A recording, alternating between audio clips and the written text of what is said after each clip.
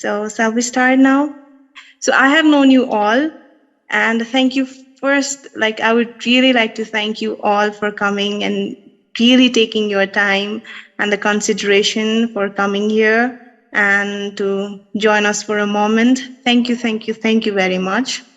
We are in Mero SADHANA session. And before we start, I would like you to introduce to our dear friend, SANGIT PRATS. Talking about him, I've shared a little video earlier, but talking about him, he has been a spiritual seeker and a meditator long ago, I think 35 years ago. He took sannyas from Osho, in Osho commune on 1990. And since then, he has been on his journey, teaching, learning, and sharing his essence. So here you go. So I would like to hand over to Sangeet from now on. Okay, friends. So Mero Sadhana is a Nepali language, no? Mero, mind, and sadhana is a word that is related to spirituality, no? But actually, I like to destroy it all meanings and give it normal meanings. So sadhana, it means discipline. Discipline is something that you do daily. For example, imagine you wake up in the morning and you wash your face and you wash your teeth. So this is a sadhana. It's a ritual, no? You do every day because it gives very good feeling to you and to your partner, Clara, you know. So everything you go footing, it may be very good to you to take a run on the mountain. It's a sadhana. So it should not be yoga or some kind of religious activity, no? Even though the word comes from that field, I would like to present this kind of class as something very simple and very common that you do every day. So you have sadhana in the morning when you wash your teeth, no? If you like going to take a walk in the park, which Kathmandu has not, it's a sadhana too, no? Anyway, here there is nothing to learn, but yes, to participate. And if there is some kind of little effort that you should do, is to forget what you learned before. And this is not easy. So the only difficult part of this kind of group is to forget many things to which you have been attached for many years. But there's nothing to learn, nothing to take note in notebook. This is not mathematics. This is not something to learn. Okay. So if I ask you the question, for example, why are you here? For example, what is your interest to be here? I would like to maybe ask Pranita. Pranita, can you tell me why are you inquiring in such a group with Osho's crazy people and all these kind of things? What is your main interest? So I think there's always a quest inside of us. Always a quest, like we go on living our life daily, and you know, with all these routines that we have on, there are very few chances that we really get in touch to. We really find the answer we are seeking. So for me, this Mero Sadhana is might be the platform to really connect with all, and by hearing and listening out to others, I would connect with my own feelings. So it's basically to find the answer. Well, this answer for me is too philosophical. Now, can you be more directly to your own life, please? Don't give me philosophy. I know, like, this is what I can relate to. Okay, so but there is something in your life that you like to resolve. There is something that disturbs you. Yeah. So, I have this stress that keeps on going. Sometimes I have Okay. stress, sometimes I feel Okay. anxiety, and, Okay. You understand? This is not philosophy. This is yeah. you. Okay, guys, see the difference between when the mind speaks and when the heart speaks. So the mind always gives some kind of theoretical description which has nothing to do with your feelings. And the heart always goes directly to the point. I have anxiety. I have insomnia. I have sometimes I don't feel good. I feel afraid of doing things, no? And I don't understand why these things come from, no? This is Mero SADHANA. So to understand that, if I ask you now the question, do you remember when you were a child? When you were a child, maybe your very fresh memories of being a child goes to 4, 5. And my question is, well, not to ask everybody, I ask Pranita. Pranita is maybe the vocal between who represents you all, no? So do you remember, Pranita, when you were a child, do you have anxiety, depression at that time? I would not say depression, but I used to have a lot of fear in school. School is like I don't know, I would never want to go back even for now. Okay. Go back in memory. Do you have memories when there was no fear at all, nothing, only the space of being a child, happy, relaxed? Do you No, have these memories? no, sadly, no. Well, you start to wear your life. Okay, so now I talk about me in general, no? So normally a child is born as a tabula rasa, no? There is nothing written in the mind of the child. So the child is born with a body, so she has the body, the child has body, no? The child has a heart because it's immensely sensitive. So a child can feel if the mother is stressed or the mother is lovely. That's the reason why sometimes babies cry. And maybe the baby is crying because the mother is stressed, for example. No? So that sensitivity of that space called the heart, the child brings with it. Totally alive and to 100% of his potential. The child also is born with the soul, but is dormant. The child don't know who he is. He is not aware of his own soul. But certainly the child don't bring the mind. So the child is born it is born, and she does not even know that she is a girl, imagine. She can be a boy or a girl, and the child don't even know that she is female or male. So the child don't feel she is Nepali because she has not yet started learning Nepali.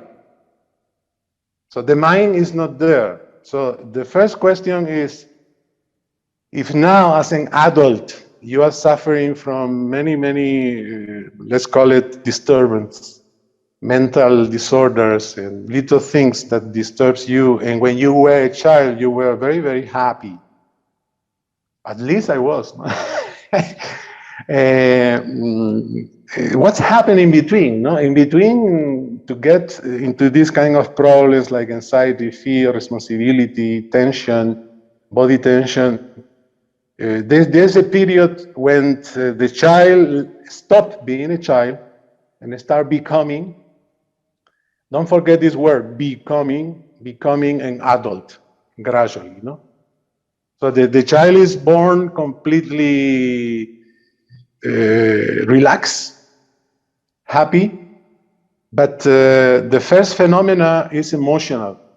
So out of his sensitivity of the heart, all the feelings that the mother, especially the mother, has, the child will absorb like a sponge.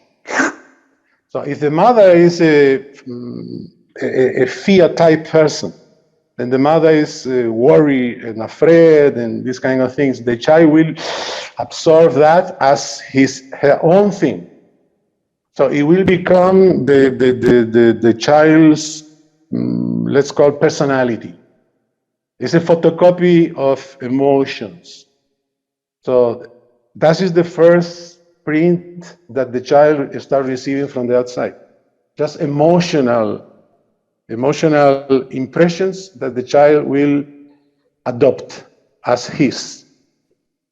If the mother is amazing, if the mother is a meditator, if the mother is happy and positive, wow, this child got a good karma.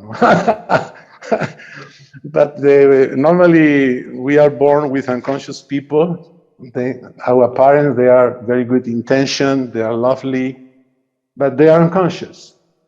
And they cannot avoid to transmit to us in these first 7 years of our life a lot of bullshit, energy bullshit, in a sense that I got a lot of fear from my mother. No? My mother was a totally fear type of mind. And voila, I became her photocopy. And then they sent me to fucking school. I hate the school and I hate the kindergarten, and like Pranita, I was afraid.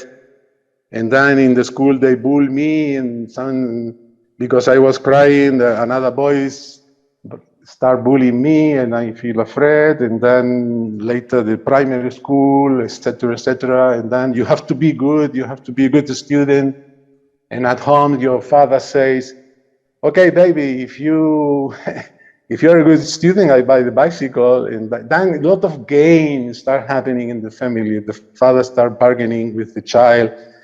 If you are a good student, I love you. But if you are not a good student, I love you less. No? So little by little, then comes the university, examination, and then you finish in the job.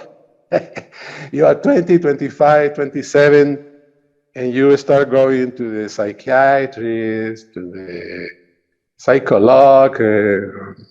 I divorce, I have problems, and you don't understand your life. No? There is a certain kind of suffering there that is there, simply is there. No? So what to do now?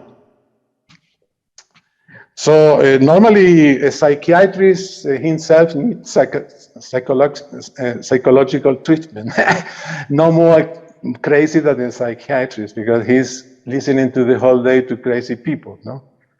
So normally psychologists are the profession who commits the most suicides, statistically. No?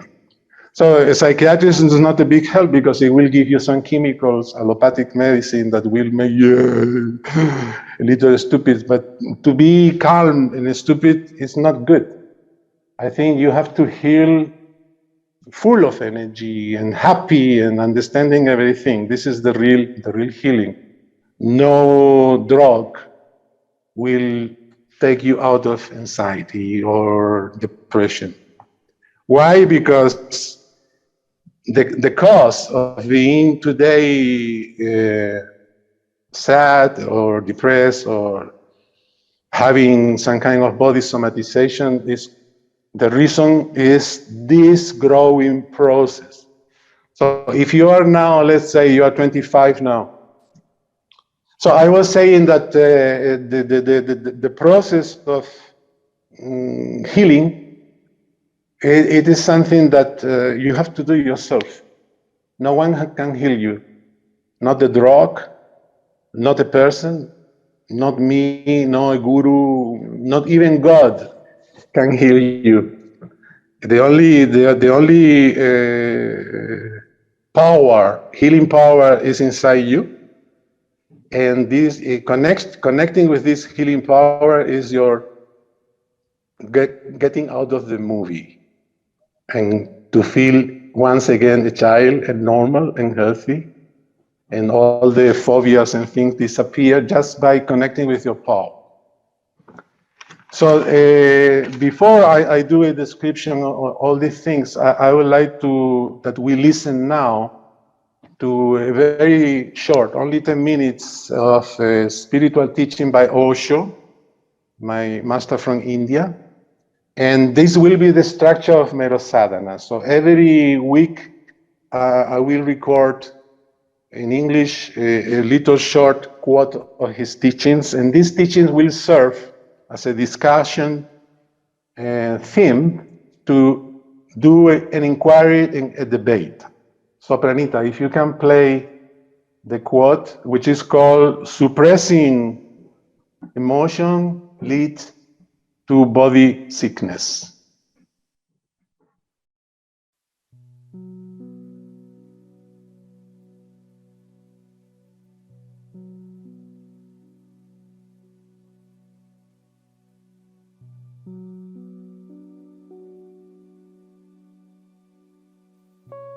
Spiritual teachings. Suppressing emotions lead to illness.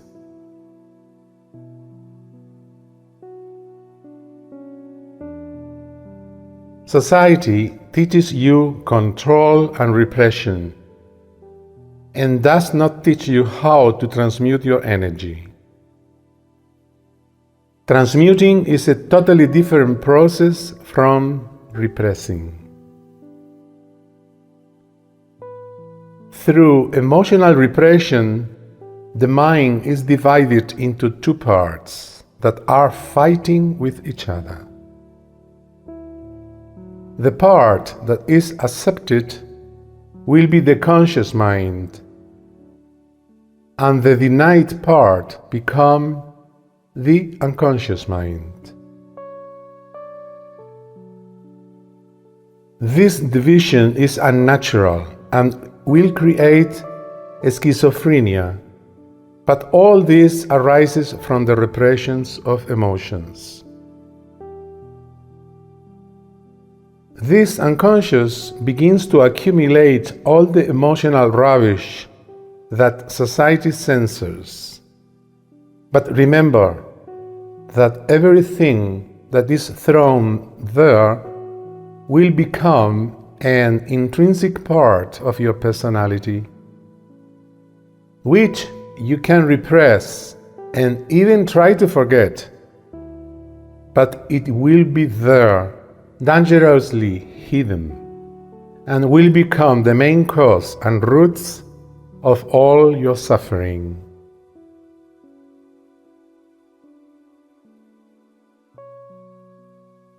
Psychologists say that 80% of all our illnesses comes from the mind as psychosomatic effects, and all being caused by emotions trapped in the subconscious. For example, the repression of anger and the suppression of hatred are the real causes of heart attack.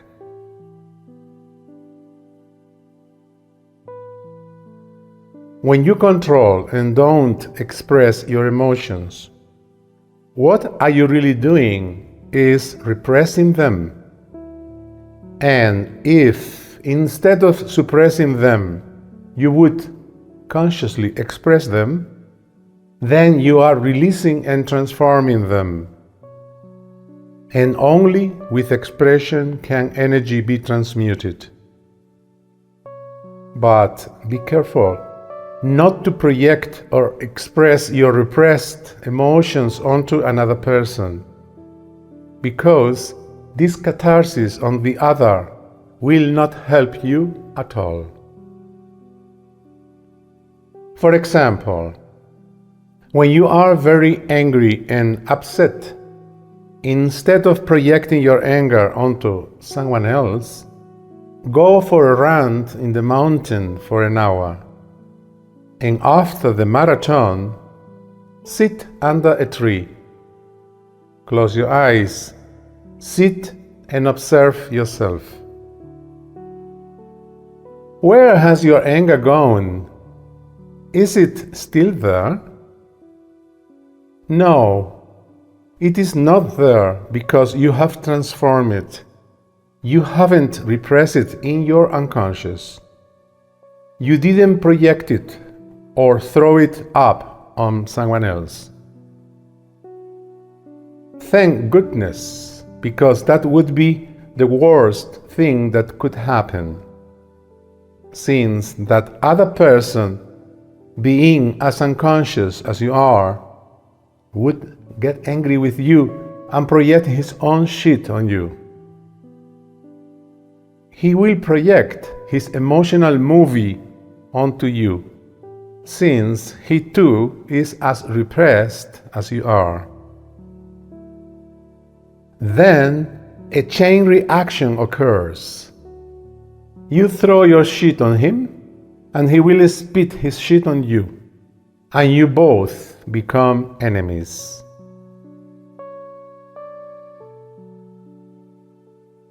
Never project your emotions onto anyone. It is just like when you feel like vomiting. When you are sick, you don't go and throw up on someone else. Anger and rage need vomiting. You go to the bathroom and vomit. If you suppress vomiting, it will be dangerous for your health. When you have vomited, you will feel good and healthy. Vomiting cleanses and purifies your body of something harmful. There was something wrong with the food that you ingested, and your body rejects it and expelled it out of your body. Anger is simply mental vomiting. There is something poisonous inside you, and your whole psyche wants to expel it. But you don't have to project it onto someone. Because people throw it on others, society forces them to control it. Whenever you are free and spontaneous, means that you don't act according to the pre-established canon of society. In fact, when you are yourself, you don't prepare anything, and your action comes as a natural response. You have to understand the difference between these two words, reaction and response. In reaction, the other person dominates the situation. If someone insults you, you immediately get angry, and then anger arises in you. This is a reaction. In reaction, you are not free, and anyone can push the button and make you move back and forth. You are totally influenceable and manageable, and you can be emotionally blackmailed. The reaction is emotional blackmail. Before the insult, you were not angry.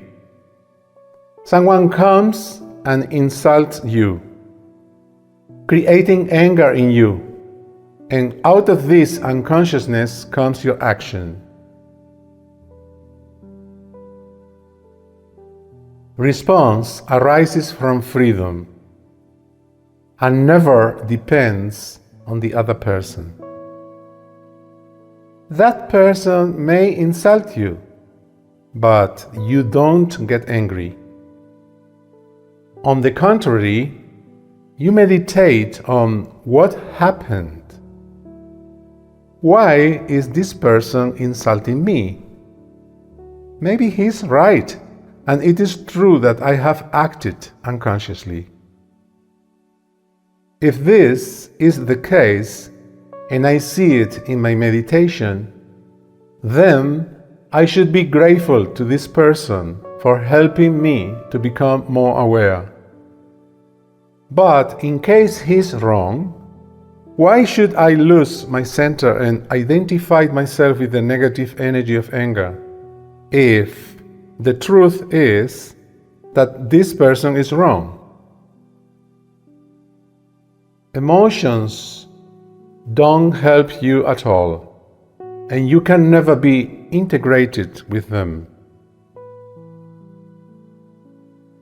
By identifying with your emotions, you are like a piece of wood floating in the sea, being carried around by the current. Teachings by Osho.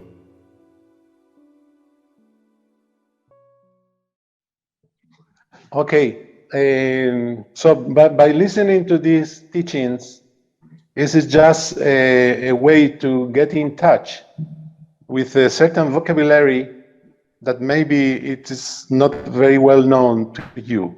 Someone who is talking about that trapped emotions in the unconscious are the cause of your sickness and things like that. So in my experience, it is true. So I don't believe in sickness unless I fall the stairs and I break my leg or something. Or is someone really, I get a virus from someone else in contact, you know, a transmission of virus, but I don't believe in sickness as such, because that what we call sickness, you wake up in the morning, you have a headache, or you have a stomach ulcer, you know, some kind of disturbance. According to my 32 years of meditation, I always see that there are somatizations of the body created by your thinking. And your thinking creates emotions, and emotions create thoughts, and that happens in the unconscious. So unconscious is something that we cannot see. So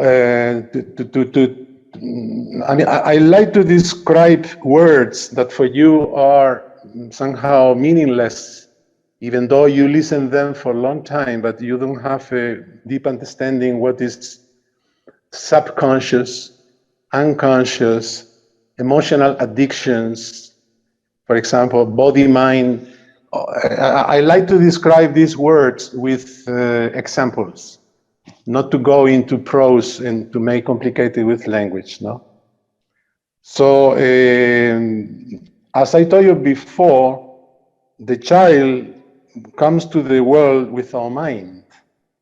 Hence, he's happy. And when he gets the mind, he starts becoming unhappy, tense, etc., etc. No? So if you're happy, if you're today suffering from something unhappy, is because you got a very good mind. No? So the mind is the main cause of our misery. The body is so innocent. The body is a mirror. So he will just reflect whatsoever is in the mind or in the heart.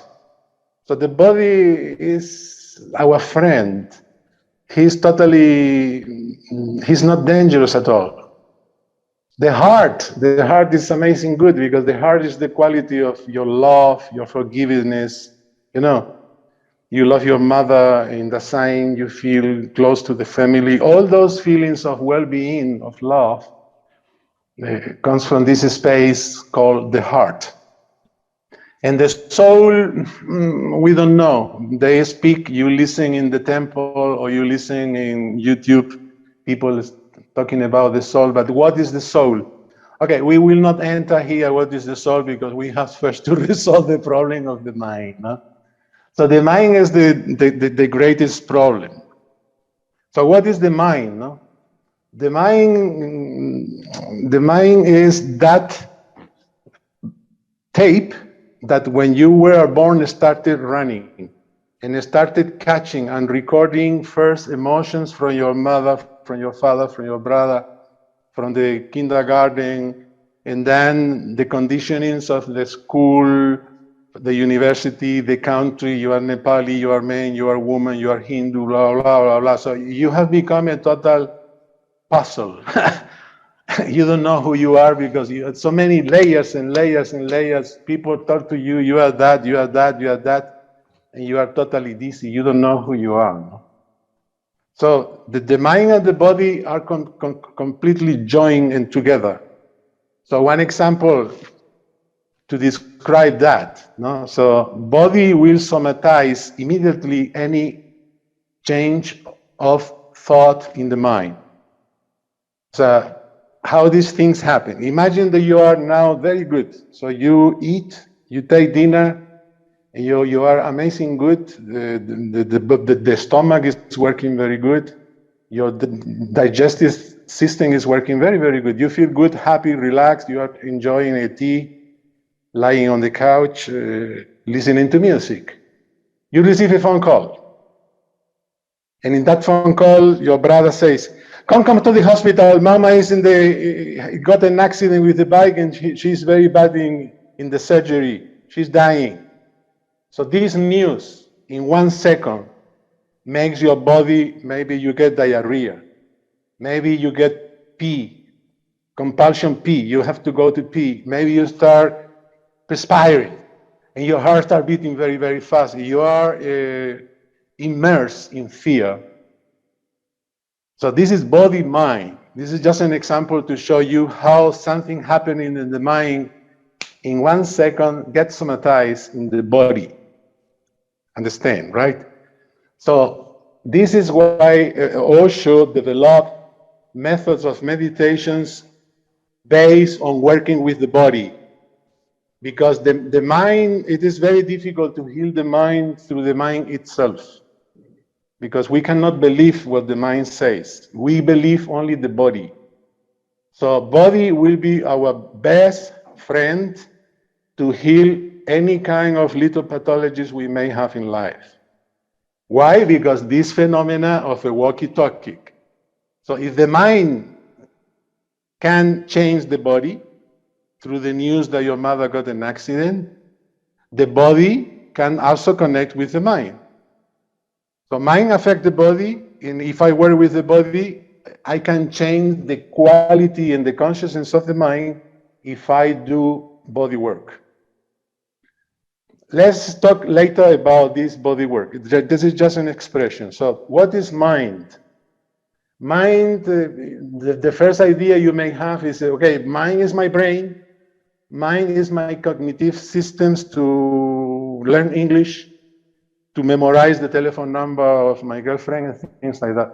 Okay, this is not really mind. For Osho, mind is something very big, which is divided in 3 layers. The first layer is the conscious mind. And this conscious mind is what you know about yourself. You are Pranita, you are Nepali, you are belonging to the caste Oja, etc., etc. You are 28 years old. This is your conscious mind. The subconscious, S-U-B, the subconscious mind is that tape that started running in 1994 when Pranita was born. So from the 94 till now, 28 years has passed, and that tape has been recording, absorbing like a sponge, all kinds of emotions, conditionings, events. Some of them were good, some of them were not good. And this is the subconscious mind. And then the unconscious collective mind is something which is eternal. It's something that you may believe or not in reincarnation. This is not the issue of Mero SADHANA, but we have been here always. And we have been other beings, in another bodies, we have been animals, we have been always here. We are continuously in evolution. So the unconscious collective mind is also there. But we have forgotten everything about that, of course. If not, we will be crazy. But the unconscious mind gets manifested in our life, in this life, as basic fears of survival. For example, if you lost your job tomorrow, You will feel here in your neck an amazing tension that a threat of life is there because food is not secure. So those fears come from the unconscious collective mind. But another fears like I am afraid of shouting and things like that, it may come from the kindergarten and your subconscious mind. So try to see these three differences. Conscious mind is you, what you think you are. Subconscious mind is your 28 years of life that you have mainly forgotten many things here. And then the unconscious collective mind. And this is, you can picture like an iceberg. When you see an iceberg, the part which is outside the water is your conscious mind. But 90% of the volume of that iceberg is underneath the water. We don't know what is there. And this is the source of our suffering. Feelings, emotions, emotional addictions that are there in this 90% of surface. So making those feelings conscious again will makes you totally healthy, mentally, bodily, and you will be a child again as an adult. Body of adult, but mind rejuvenated as a child because you have deleted and erased and cleaned everything that is underneath this iceberg.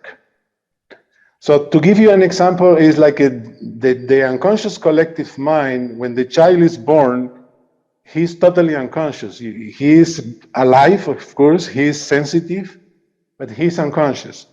So that mind, unconscious collective mind, have a mechanism to avoid suffering. Every time that you, as a child, as a growing child, when you were a baby, 1 year, 2 years, 3 years, every time you were encountering pain or emotions, anger, you see the children, how they get super pissed off at the mother and things like that, screaming and all these things. Every time the child encounters one of those emotions, which are very wild, the child has an automatic mechanism to forget them immediately, because if not, the child will be disturbed. So maybe for 20 minutes, 1 hour, the child is totally pissed off at the mother, and 3 hours later, he's very happy, kissing and playing with the mother. Where went that emotion of anger? The child put it in a basement. It's like a house. You have a house, and you have a basement, and in that basement, you start accumulating emotions. Feelings, memories, all kinds of things that they don't go anywhere. They are there, forgotten in our unconscious. And they manifest normally in dreams. When you are dreaming in the night, according to what you live during the day, those situations of the day may trigger dreams from the past, and the next day you may feel having one of those days who are a little heavy. I feel tired. I feel I cannot think well. So your dream is affecting your day. This is coming from the subconscious mind. Okay, so this is the unconscious. What is emotional addictions? Emotional addictions is through growing, we start feeling that you are a baby, you are a child, and everybody of the child, the mother have a body connection with the child. They touch you, they give you massage with oil, the baby is very happy. The baby knows love through touching, kissing, caressing, and giving attention, of course. The mother is totally giving attention to the child. But little by little, in this growing, you are growing in age, a second brother come, a third brother come, many competitors come in the family, and mommy is very busy with the other people. And little by little, you are 5, 4, 6, 7, 8 years old, they start making a distance with you because there are other babies maybe who needs the attention that you got before. This, for the child, is hell. So the child will feel for the first time, that wound that is called the wound of abandonment. Even though the family is there, even though the mother is there, the child will feel for the first time nervous, anxious. And then comes the emotional addiction. What is the emotional addiction? When the child is 8, 9, 10, and start feeling this nervousness and this, so she finds something that relaxes her or him, no? In my case, I am a professional musician, and very early in my age, when I was 8, I started playing guitar. And I play so well that immediately my uncle, my grandfather, wow, Joaquin, you play so good. And I say, wow, my mother don't take care of me. My mother forget, my mother is, but these people, they love me now because I play guitar. So the guitar became my emotional addiction. Because through the guitar, I found people love me. And other people may find it in studying. People are very good students, and the family, the father praise and say, wow, my daughter is so good, I feel proud of you, etc. That intellectual or pandit attitude will become the emotional addiction of that person. Other people may be very strong in the body and play football and play basketball, and he becomes a very good sportsman. That will become the emotional addiction of that person. Unfortunately, these are the good emotional addictions. Some people, less fortunate, they choose eating, so they become bulimic. It's an emotional addiction. Some people choose alcohol, they become alcoholic. This is an emotional addiction. Some people take drugs, some people sex, some people working, or some people simply being a beggar on the street, for example. But emotional addiction is that which calms you when you are anxious. And I would like to ask Pranita, what is your emotional addiction? I think I'm the one only to share. Other people would also want to share. Please, okay? So I would start with my addiction. Okay, like a few months ago, reading has always been a part of me. I always used to read, like I need books. And a few months ago, I discovered, when I'm anxious and I'm worried, I always need good books. Like good books used to be I used to say, oh, books are my friends. It teaches me wisdom and things like that. But a few months ago, I discovered that books was also my emotional addiction, because when I was a child, when things were hard, I used to go and read stories, and it used to calm me. That's my experience with that. Well, my emotional addiction was playing guitar. I was feeling so nervous and anxious. When I play guitar, I feel so relaxed. No. And the energy of anxiety was not resolved. It was only burned out, spent. So the problem is not resolved. It's like you take a calmant. It relaxes you for the moment, no? The problem have to be resolved with meditation. Now, at your age of 28, 30. So I would like to ask the courageous one there who would like to share, if you know yourself, which is your emotional addiction.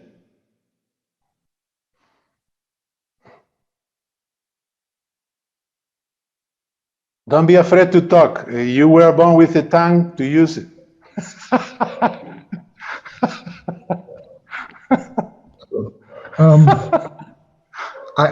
I wouldn't say it necessarily serves me the happiness, but I think I do have the addiction of knowledge and also the worldly happenings, geopolitics and so on. So I wouldn't say it pleases me, but it's a habit, and sometimes I think like um, this doesn't make sense, but anyways, I still do that. So I wouldn't say it gives me the pleasure, but I think that part of the geopolitics thing is sort of addiction, and also knowledge in general, I would say. I think. Okay, this is more like intellectual activity where you get drowned into it. Now Yeah. is geopolitics. Maybe 5 years ago it was something else, but always Yeah. intellectual. Always Yeah. intellectual. Okay, good, good, good. And you feel calm. When you go into that space, you don't feel anxious. No, not necessarily. I wouldn't say it like that, but there is, I don't know, it's like, I wouldn't say it pleases me every time, but sometimes I feel it, I do feel pleased, and sometimes the ego seems to be boosted, but not necessarily always. I want to add one thing. So when I used to read, I think when I think back, I think, a part of me wanted an attention. So in my childhood, reading for me was an attention. So I would say, oh, I read this, I know this thing, my handwriting is so good, childish stuff. That used to attract attention. So I think that's that the attraction of attention was also one thing. Okay. There is someone else who would like to share in the group?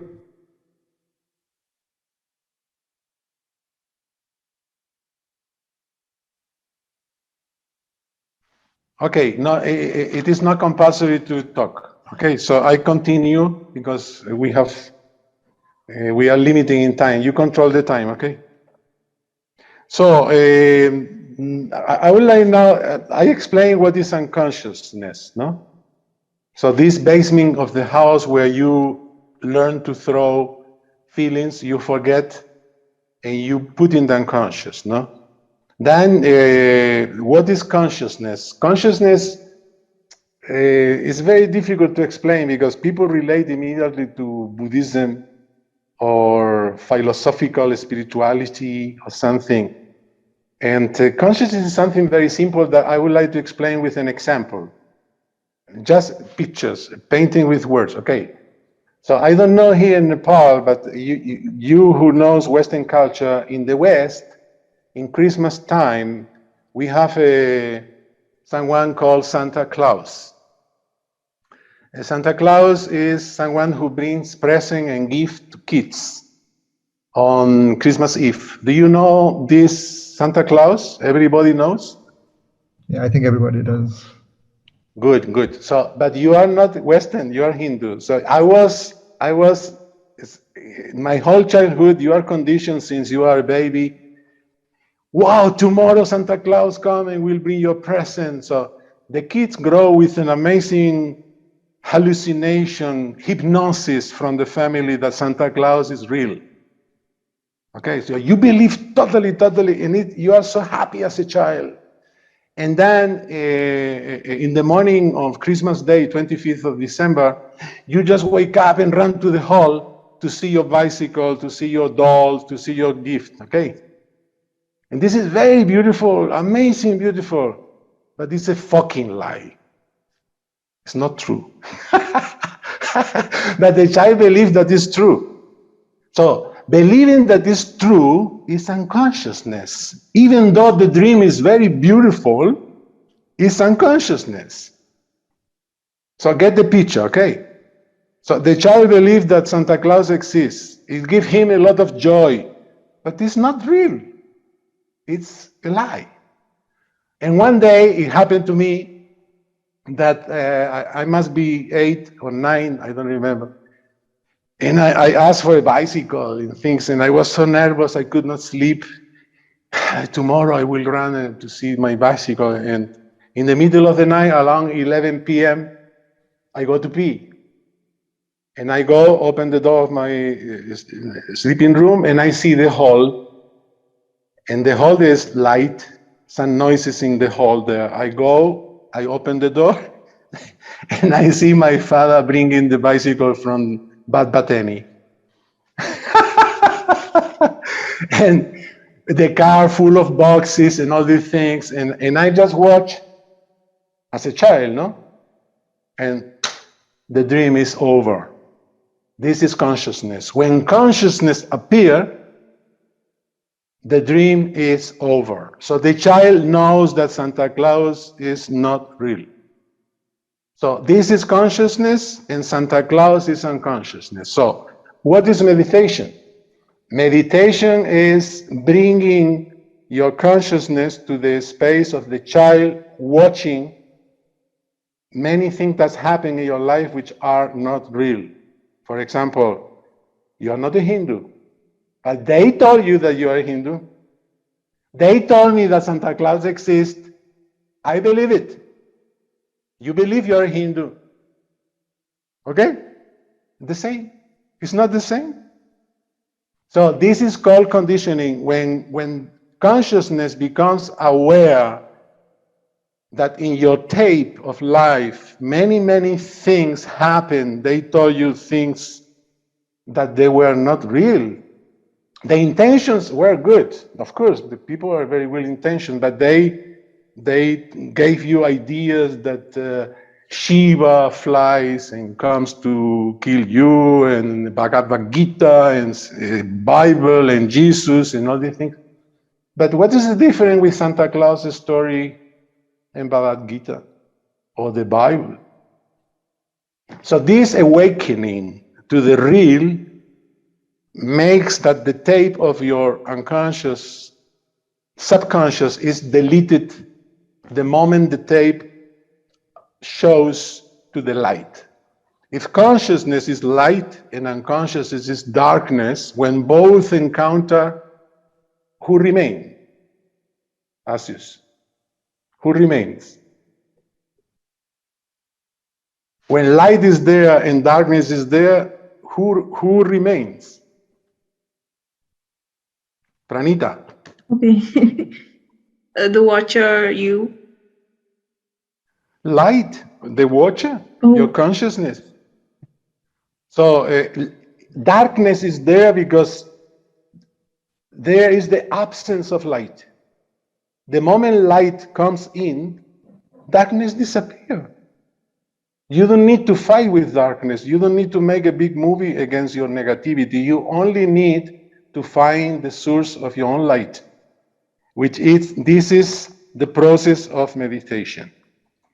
And the process of meditation is not what you think, maybe that you have to go and take a mala and start Om Mani Padme Hum, Om Mani Padme Hum, Om Mani Padme Hum, these kind of things. This is not meditation. This is meditation for the religious organized people. Organized religion have rituals, praying, all these kind of things that will not help really to your problem.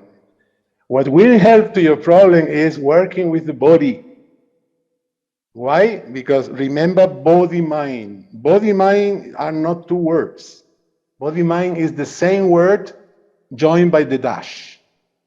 Remember that something affected in the mind, a phone call with the information that your mother is sick, the body immediately gets sick. So if the mind can affect the body can affect the mind. And the meditations that we practice, modern people, are not the old-fashioned meditation of praying and all these things, but working with the body. That means dancing, shaking, screaming, speaking gibberish and nonsense, laughing, etc. But moving the body. And by moving the body, the mind will change its frequency.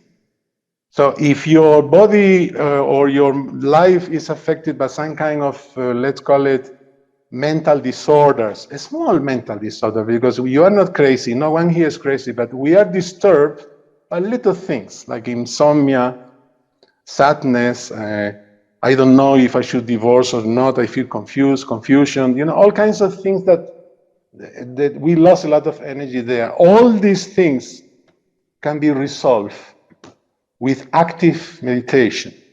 And active meditation are based on catharsis. Catharsis is a Greek word used in psychology, which means simply vomiting, throwing out. So Osho was in the quote explaining that you need to throw out all the trapped emotions that are caught in the subconscious. And this is a process that you can learn with us, Pranita and me. One time per month, you come here to my house and we do practice meditation presential, and I teach you how to scream, dance, shake, Osho's techniques of meditation based on working with the body. And the rest of the week, the rest of the month, we will have these kind of classes, like not exactly like today, because today I need to explain what is Mero Sadhana. A normal class, once you know the structure, it will be sharing, like Pranita and me today. No? Pranita says, oh, I discovered that my emotional addiction was reading book. Wow, what a discovery. Now when I feel anxious and nervous, I don't read book, I meditate. This is amazing achievement in spiritual growth. Not to move consciously into your emotional addiction, but you will love reading, and I love guitar, but don't use it as escape. Okay, so in the future, if you remain in the group, the structure will be basically speaking like me and Pranita and this man with the beard that I forgot the name now. Yes, well, yes, with you, okay. So talking, no, so, you will talk about yourself and you will learn a lot and you will expose things that you are afraid to tell to everybody. But in the group, you may trust, because here everybody is almost crazy like you. We have something in common, no? We are a little all crazy. But this trust of the group is a healing power, because the group becomes a little bit like a space where you trust the other and you listen that the other open, the other expose himself, and you little by little have the courage also to say, wow, me too. And this me too, just exposing that you have, imagine you have a wound underneath the skin, you have pus underneath, and this is creating pain. So if you open the wound and you expose to the sun, it is healed.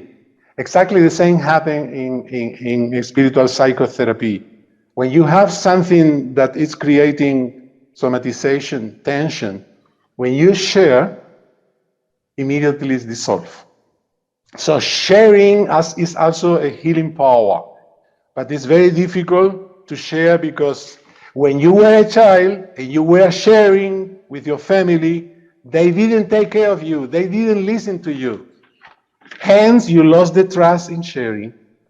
And now you live a life of closeness, you have a mask, and you are afraid even to open to your own girlfriend, you know, about things. But this group, little by little, may create a space of trust in which it doesn't matter if I say that I pee in the night in the bed, for example. Sorry for the example, no, but some kind of things like that. Maybe you expose that, and suddenly pee disappear. Amazing, no? The healing of sharing. You understand? And this is maybe all I have to say about what is Mero Sadhana.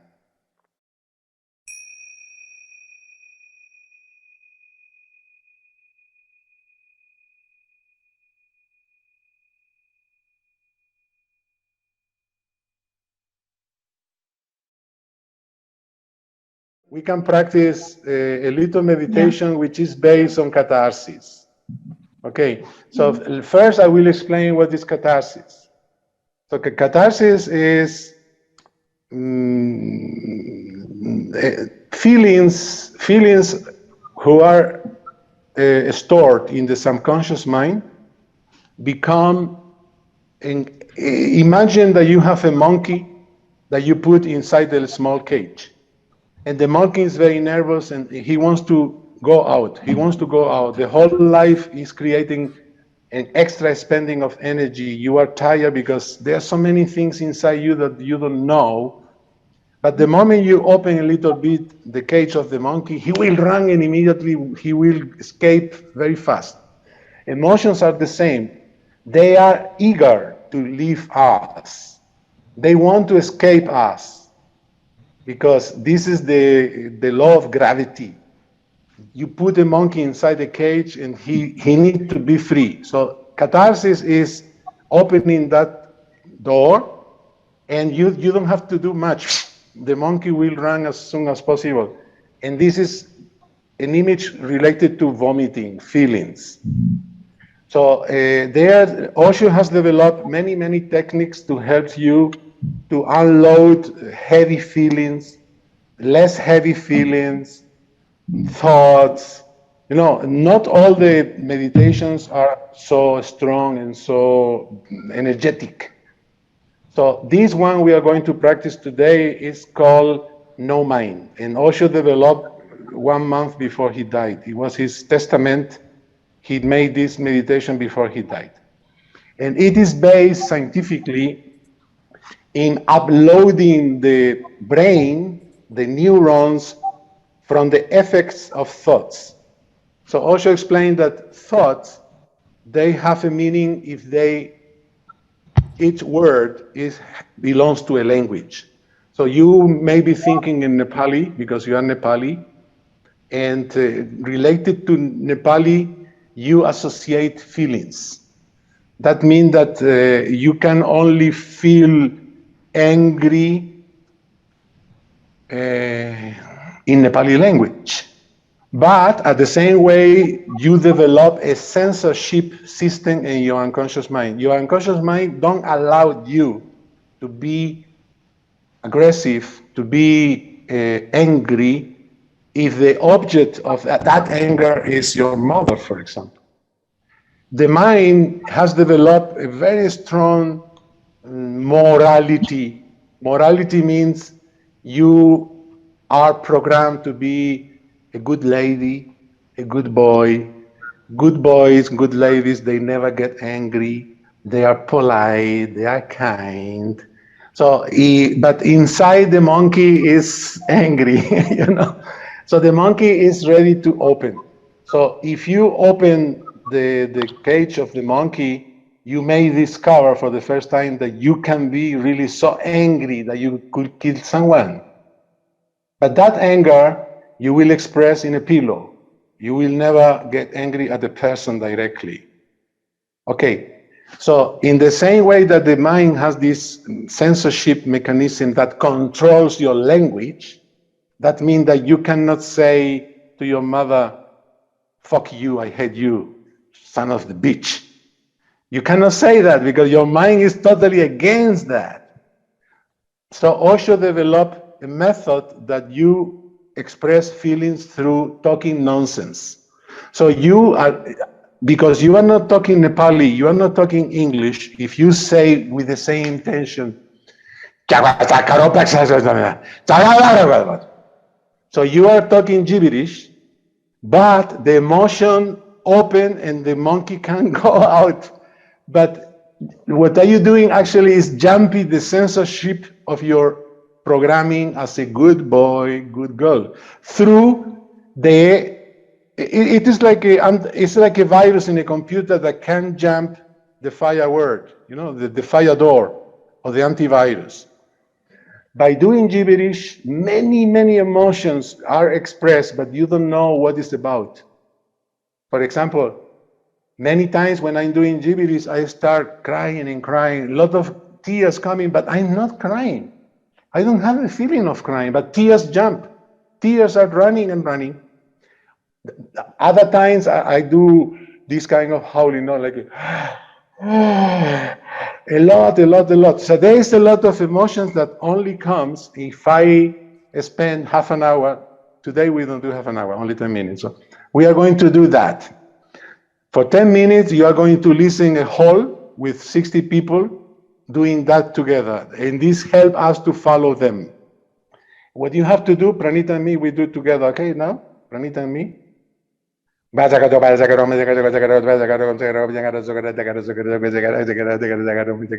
Come on.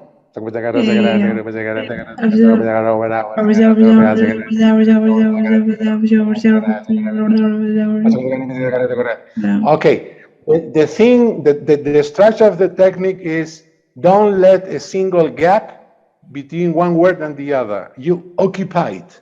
You will get tired. And if you get tired, you go low in volume, but you keep talking. Maybe today, no, because the first time. But when you will come to the hall here once a month and we do for 3 hours, you may get pissed off. But you will get pissed off to someone you don't know, because this is the mystery of gibberish, that you throw out monkeys and monkeys and monkeys, but you don't know where they come from. You don't relate to an event in the past. And this is a wonderful technique of catharsis. So Pranita will play for 10 minutes an audio. You will feel like in a madhouse. So if you are living with family, go and inform them that you are not getting crazy. Or you just do it very soft. But for 10 minutes, do for the first time no mind meditation, which is just doing that. And Pranita, you connect all the microphones. I want to listen all the people doing gibberish. Okay, Yeah. let's do it. Yeah.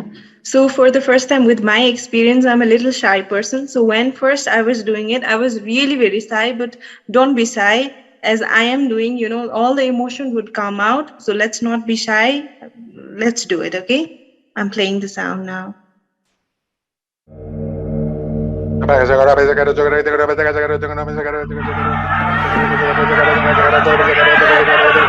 the body, move the body.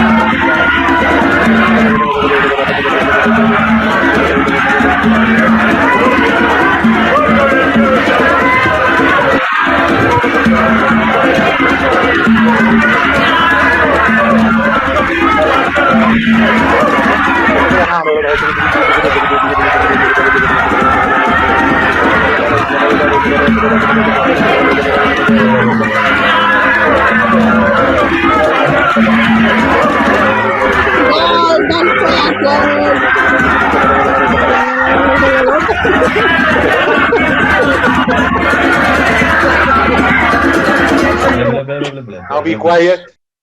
Be quiet now. You close your eyes. And you just sit comfortable.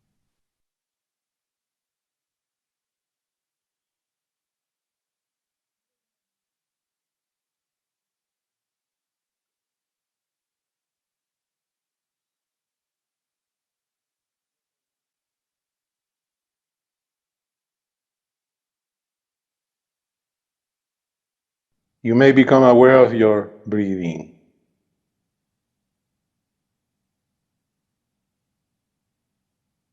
Gibberish is also a breathing pranayama in a sense.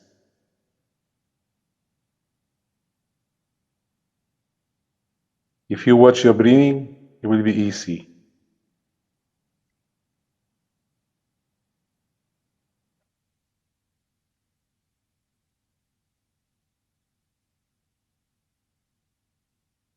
The most of you experience beautiful laughter.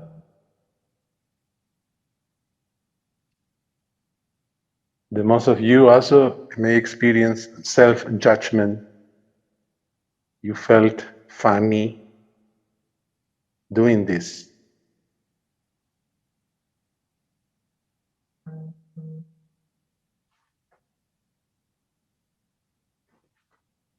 You become aware of all that.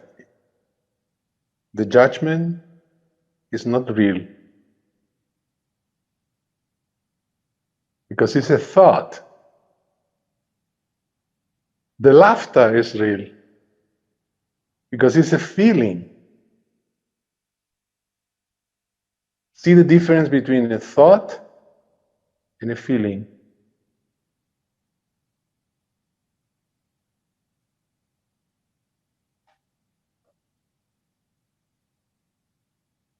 The thought is a voice that says, I'm stupid doing this. Stop. And the feeling is, fuck you. I'm laughing. I'm enjoying so much. Let me laugh. Trust your feelings. Doubt your mind.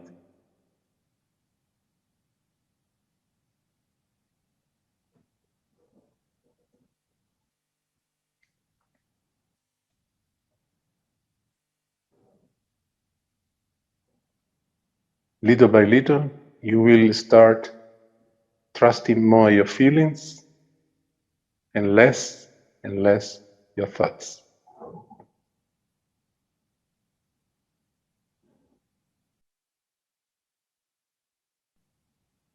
And this peace of mind is your real you.